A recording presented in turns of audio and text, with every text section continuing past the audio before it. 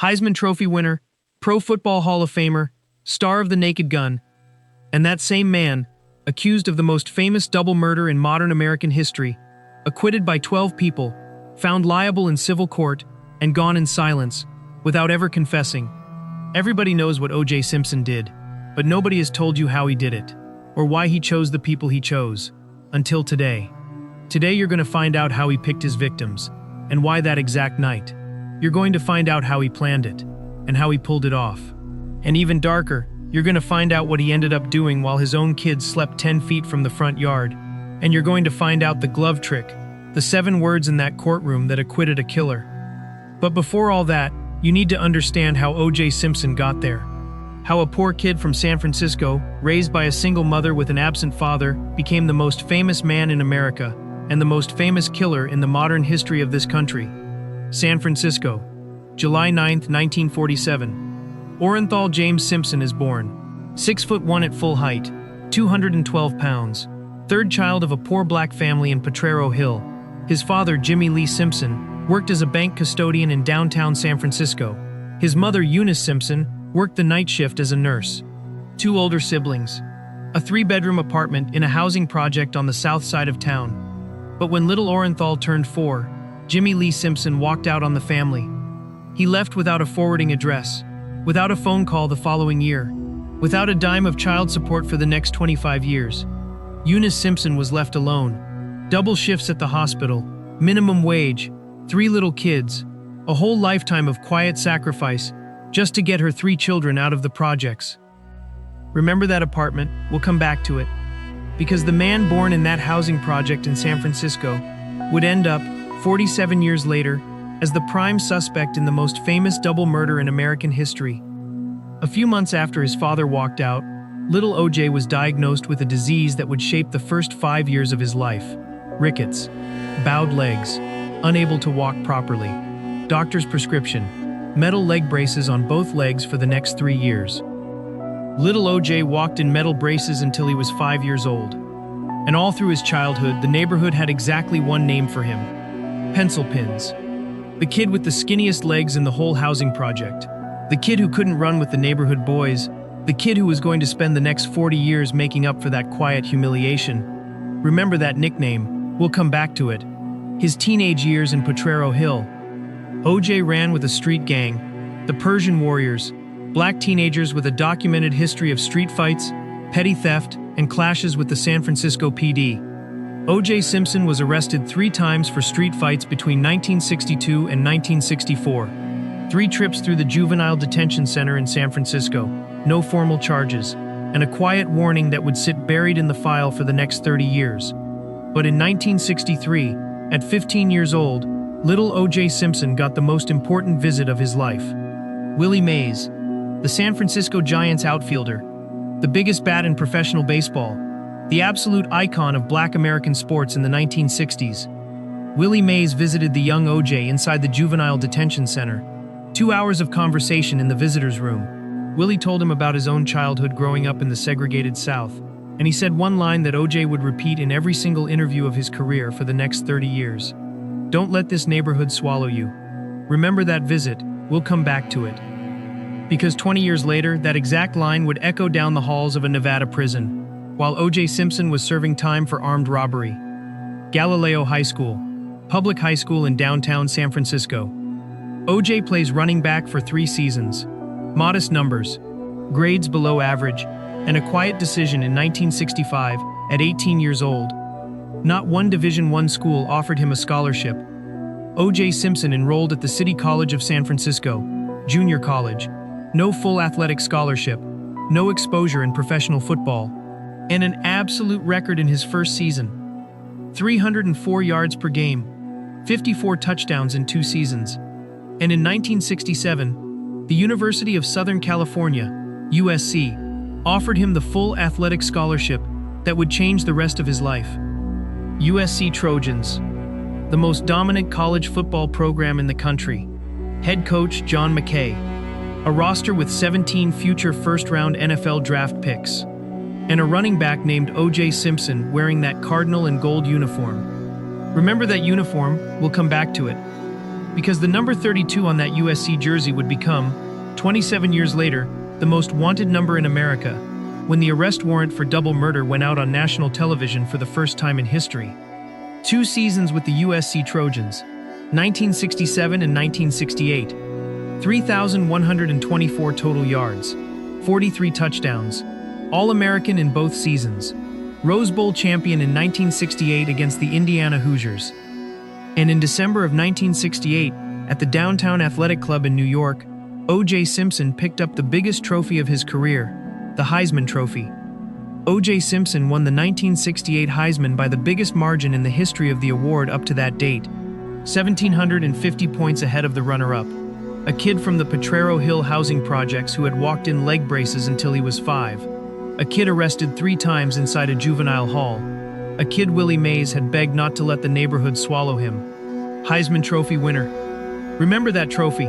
We'll come back to it, because 26 years later, that same man would be sitting at the defendant's table in the most famous trial in the modern history of this country.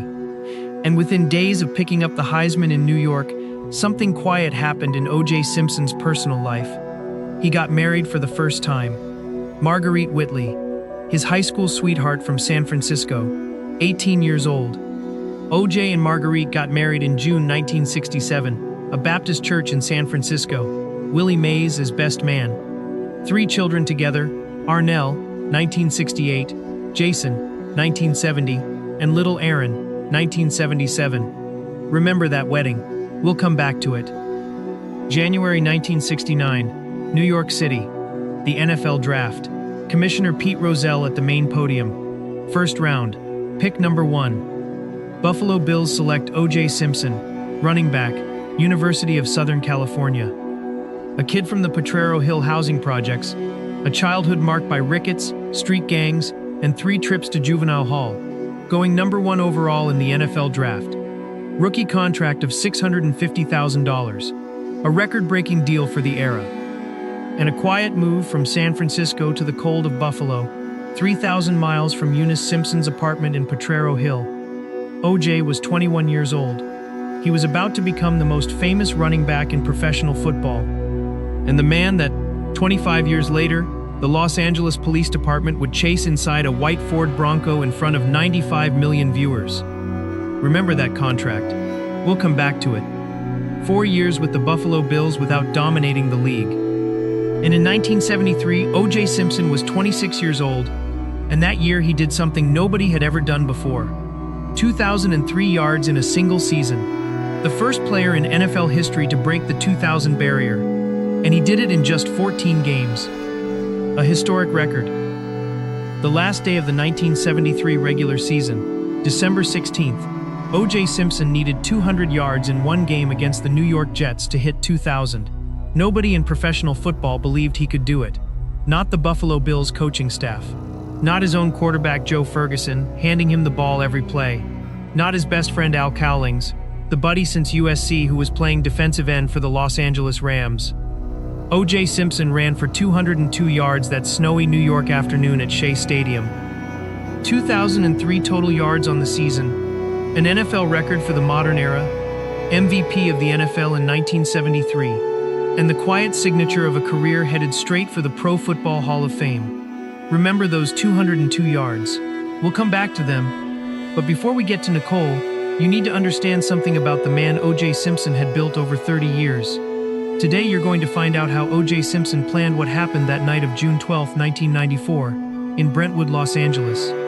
You're going to find out why he picked Nicole, the mother of his 2 kids, the woman who had called the lapped on him 9 separate times for domestic violence, the woman who had filed for divorce 2 years earlier because she was done getting beaten, and why he chose that exact night, how he made it to the Bundy Drive condo without a single neighbor seeing him, and why the attack on Nicole took less than 5 minutes with their own kids asleep upstairs.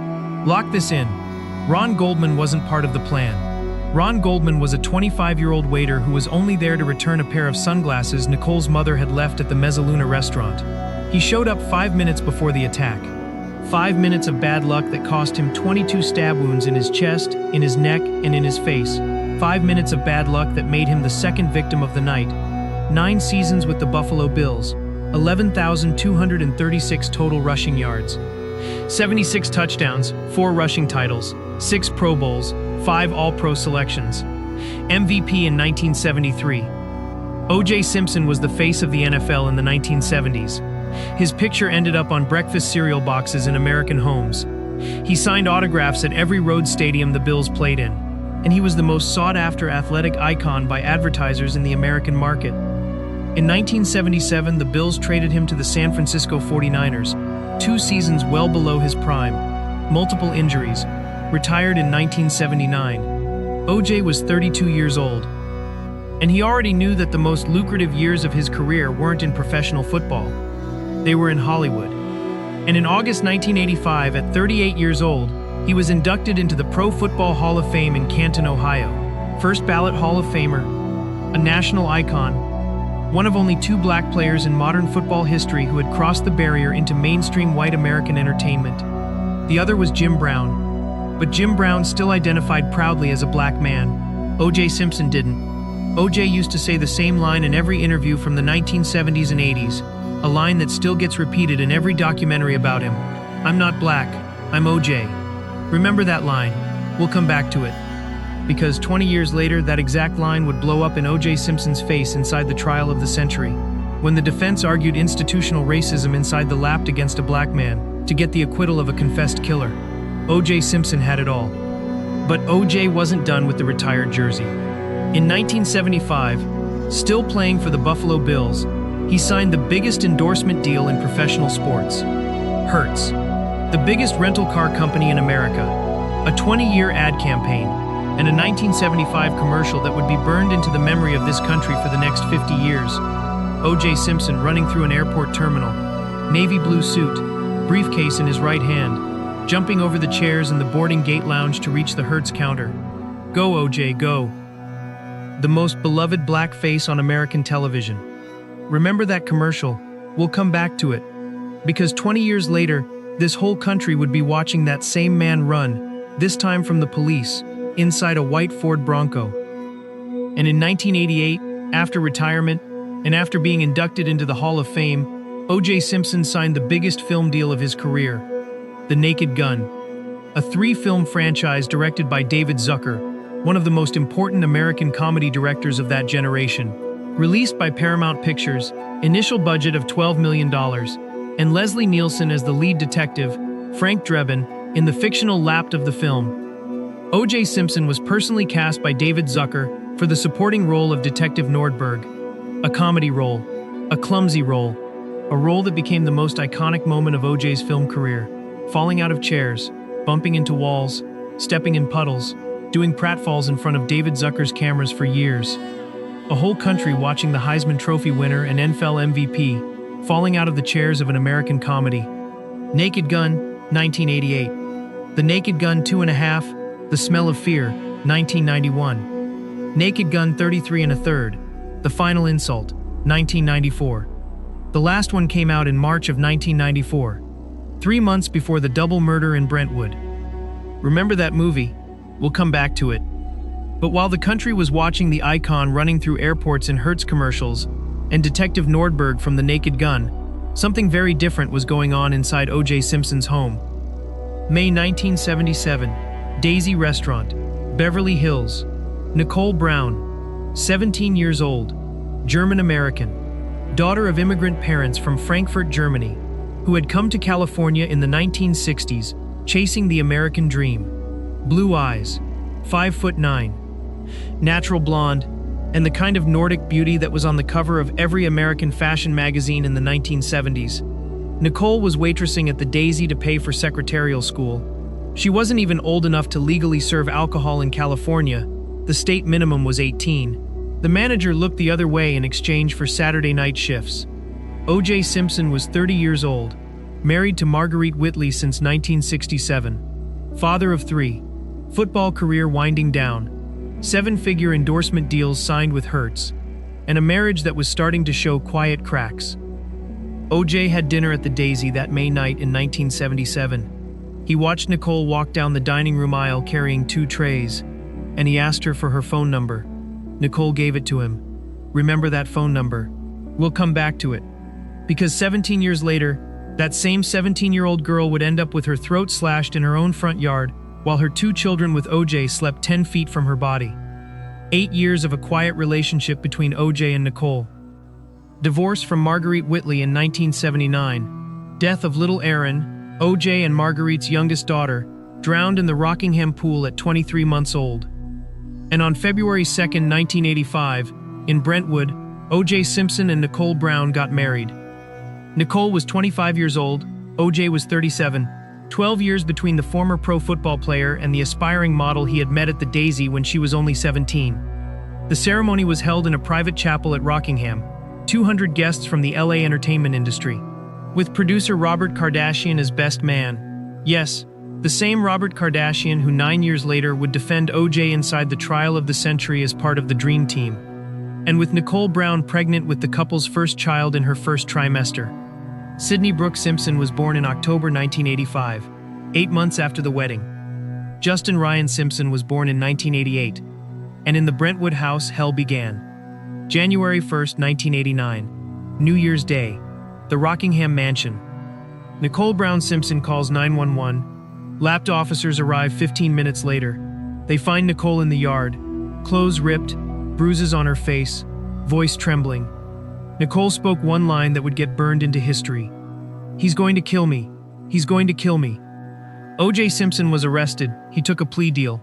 Sentence: 2 years of probation, $970 in fines, 120 hours of community service, and mandatory phone counseling from Rockingham. No jail time. No domestic abuse registry. No consequences with the Hertz contract or with the naked gun. Remember that line? We'll come back to it. Because 5 years later, Nicole was right. 9 911 calls over the next 5 years of the marriage. 9 silenced reports. 9 cries for help from a young woman who knew exactly how her own story was going to end. Nicole filed for divorce in 1992. 7 years of marriage, 2 kids, a whole lifetime of documented domestic violence. The divorce was finalized in October 1992. Nicole received $433,750, joint custody, and a new house in Brentwood, less than 2 miles from the Rockingham mansion where O.J. was still living. 875 South Bundy Drive. Remember that address. We'll come back to it.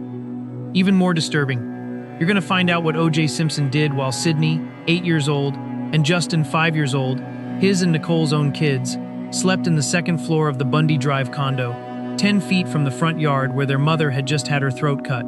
You're gonna find out how O.J. drove back to Rockingham that same night, changed out of his bloody clothes, boarded an American Airlines flight to Chicago within the next 3 hours, and called the hotel in the early hours of June 13, faking surprise at hearing about his ex-wife's death. Lock this in.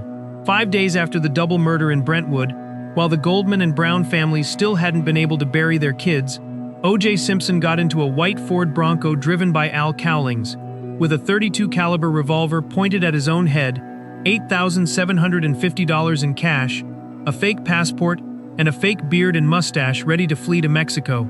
And 95 million Americans dropped whatever they were doing that afternoon to watch him run down the I-405 live. More people than watched Neil Armstrong walk on the moon. June 12, 1994, 8:30 p.m., Mezzaluna Restaurant, Brentwood.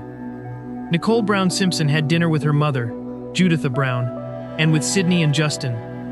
At the end of the meal, Juditha left her sunglasses on the seat at the restaurant. A young waiter kept them behind the kitchen counter until the end of his shift. Ron Goldman, 25 years old, aspiring model, athletic build, easy smile, and the intention of returning the glasses in person at the end of his shift. At 9:45 p.m., Ron closed out his shift at the Mezzaluna, got in his car, drove to the condo at 875 South Bundy Drive. Remember those sunglasses. We'll come back to them. 10:15 p.m., 875 South Bundy Drive. Nicole Brown Simpson, 35 years old, stood in the front yard of her own condo, white bathrobe, bare feet on the grass, and her 2 kids with O.J., Sydney and Justin, asleep upstairs. A man with a leather glove on his right hand walked up through the front yard, a 15-inch knife in his left hand. One single cut across Nicole Brown Simpson's throat. A cut so deep it nearly separated her head from her body.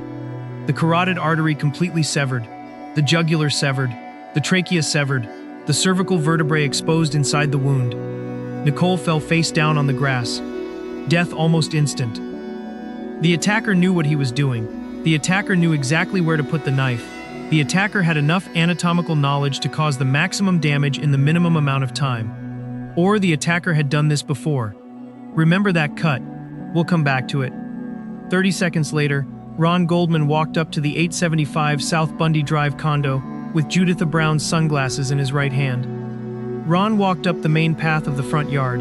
He saw Nicole's body face down on the grass. And he saw the attacker still in the yard. Ron Goldman was a 25-year-old aspiring model. 5'10", 165 pounds.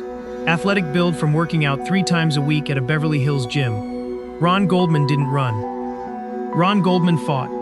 And over the next 4 minutes of the attack, Ron took 22 stab wounds to his chest, to his neck, and to his face. 2 of them fatal to his heart. 1 to his right lung, 1 to his left femoral artery. Ron Goldman bled out in the front yard of Nicole Brown Simpson's condo. 3 a.m. June 13th. Sukru Bostepe, a neighbor, found Kato, Nicole's Akita, wandering alone down Bundy Drive, his paws covered in blood, his leash dragging from his neck. Bostepe followed the dog to 875 South Bundy Drive, and he found the 2 bodies in the front yard. At 3:14 a.m., Sukru Bostepe called 911. Lapped officers arrived 15 minutes later.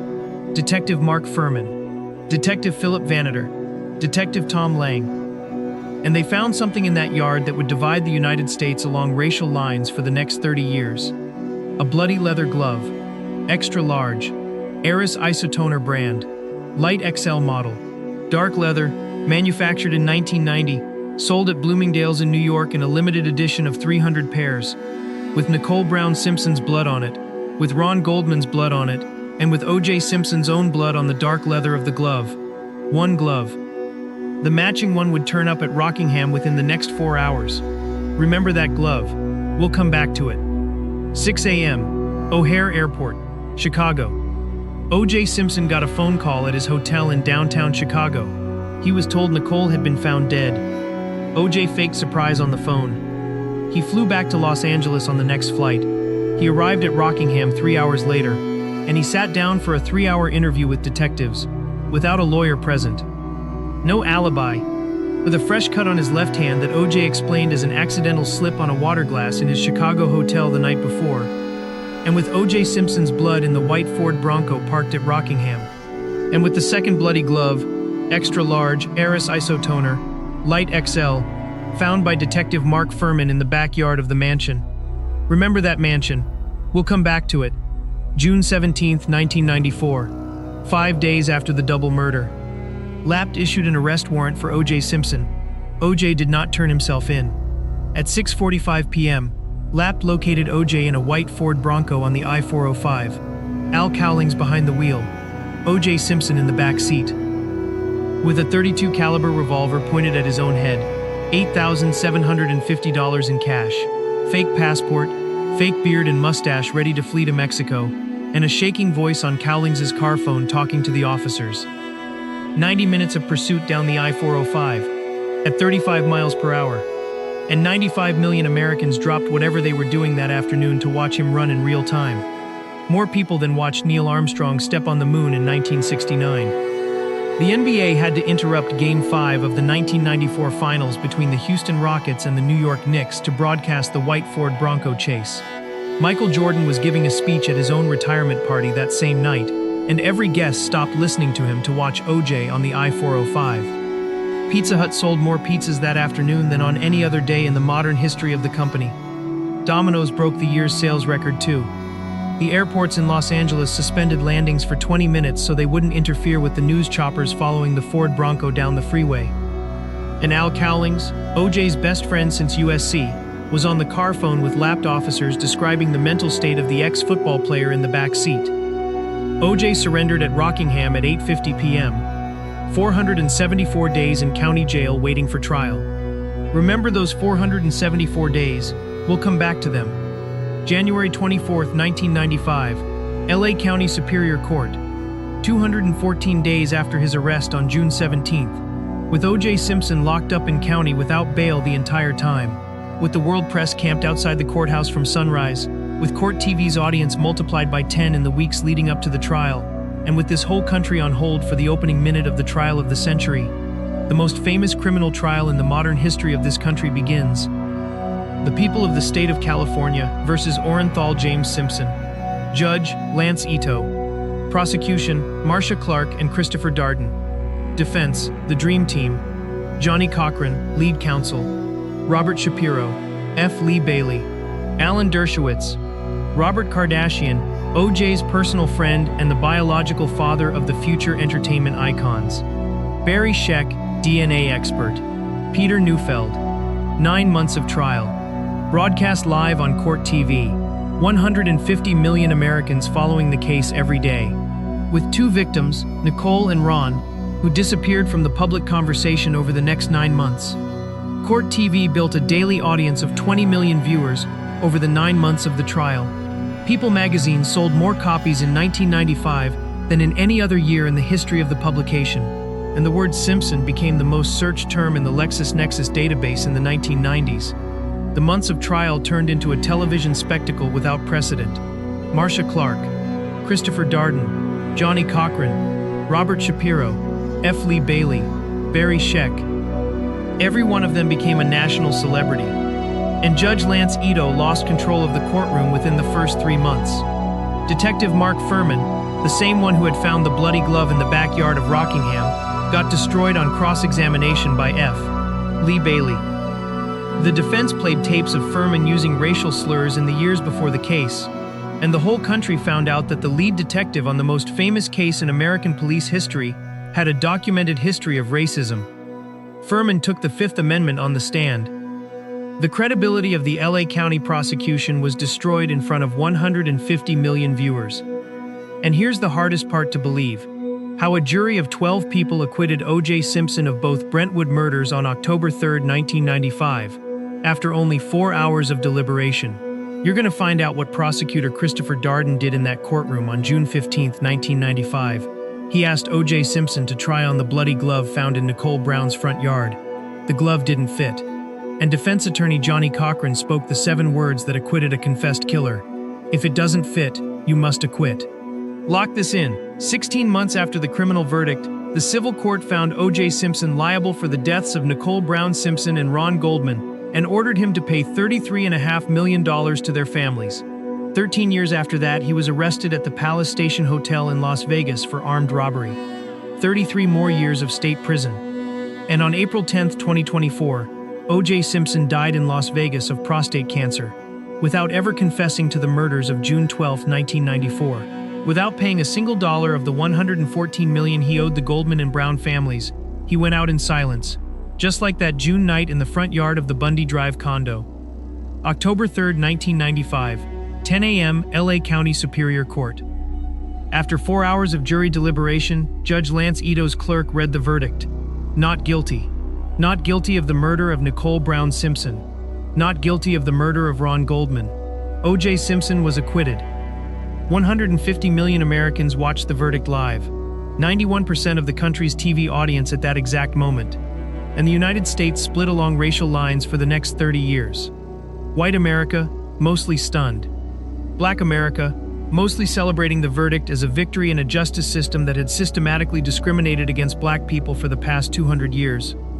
And the Brown and Goldman families, in the lobby of the Superior Court, crying in silence. Fred Goldman, Ron's father, spoke a line that would define the rest of his life. "This is the second worst nightmare of my life." Remember that line. We'll come back to it. February 4, 1997. Santa Monica County Superior Court. 16 months after the criminal verdict, the Brown and Goldman families sued O.J. Simpson for wrongful death. Different jury, different standard of proof, preponderance of the evidence. Verdict: liable for the wrongful death of Nicole Brown Simpson. Liable for the wrongful death of Ron Goldman. Judgment: $33.5 million to the families. O.J. never voluntarily paid a single dollar.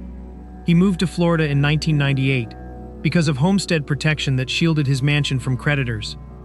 And he played golf in Miami for the next 12 years. Remember those 12 years. We'll come back to them. September 13, 2007. Palace Station Hotel, Las Vegas. O.J. Simpson, 60 years old, walked into a private hotel room with 5 armed men. The victims, 2 sports memorabilia collectors, Bruce Fromong and Alfred Beardsley. O.J. claimed the collectors had personal items of his that had been stolen. He threatened them with guns inside the room, and he stole memorabilia worth over $100,000. Arrested by Las Vegas police 48 hours later, October 3, 2008, exactly 13 years after the criminal verdict of the trial of the century, O.J. Simpson was found guilty on 12 criminal counts, including armed robbery and kidnapping. Sentenced 33 years in state prison, eligible for parole after 9 years. Lovelock Correctional Center, Nevada. That same October 3, 2008, exactly 13 years to the day since he had heard not guilty in the LA County Superior Court. A quiet anniversary that not a single journalist of that era dared to comment on in that day's report, and a coincidence in the American judicial calendar that would sit buried in the country's memory for the next 25 years. Remember those 33 years. We'll come back to them.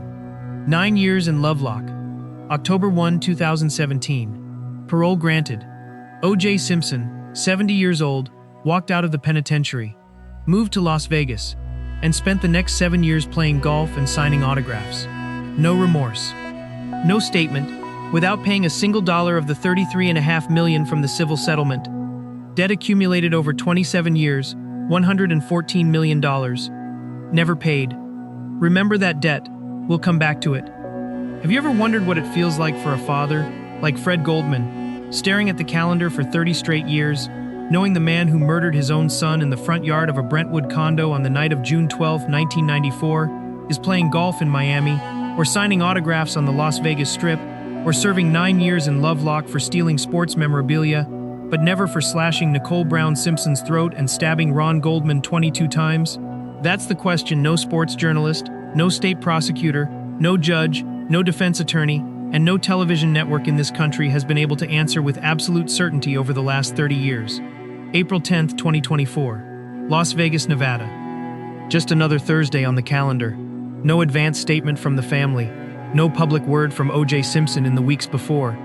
O.J. Simpson died in his Las Vegas home of advanced prostate cancer, 76 years old.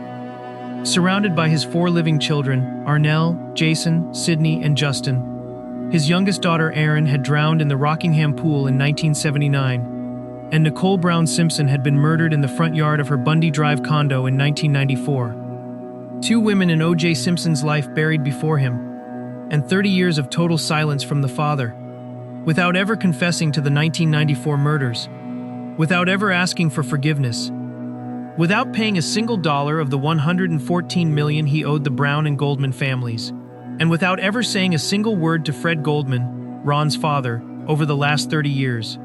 He went out in silence. Just like that June night in 1994 in the front yard of the 875 South Bundy Drive condo. In 1968, O.J. Simpson won the Heisman Trophy by the biggest margin in the history of the award. In 1973, he broke 2,000 rushing yards in a single NFL season, the first player in history. In 1985, he was inducted into the Pro Football Hall of Fame on the first ballot. And on June 12, 1994, he slit the throat of the mother of his own children while they slept 10 feet from her body. He went out in silence on April 10, 2024, without ever confessing. And maybe we will never know why he did it. If this story stayed with you, hit subscribe to the Fallen Stars channel right now, and let us know in the comments if you believe O.J. Simpson should have confessed before he died, or if you believe the Brown and Goldman families have every right to the institutional silence of American sports for the rest of modern history. We will see you in the next video. And if you or someone close to you is going through domestic violence, if you have been the victim of physical or emotional abuse inside a relationship, or if you need to talk to a professional trained in domestic trauma, call the National Domestic Violence Hotline free of charge at 1-800-799-7233, or reach RAIN, the Rape, Abuse, and Incest National Network, at 1-800-656-HOPE. Every day, any hour, you are never alone.